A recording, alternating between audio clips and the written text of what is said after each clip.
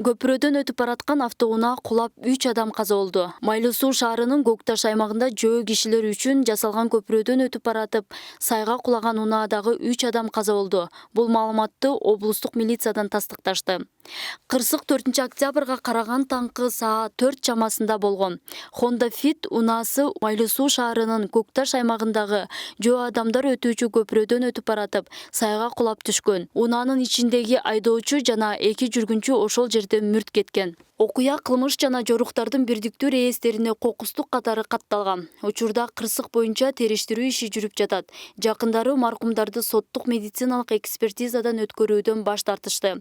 Каза тапкандардын бири шаардагы аскер бөлүктүн кызматкери болсо, экөө Майлуу суу шаарынын тургундары экендиги белгилүү болду. Маалымат иретинде айтсак, кырсык болгон көпүрө Союз мезгилинде жөө адамдар үчүн курулган.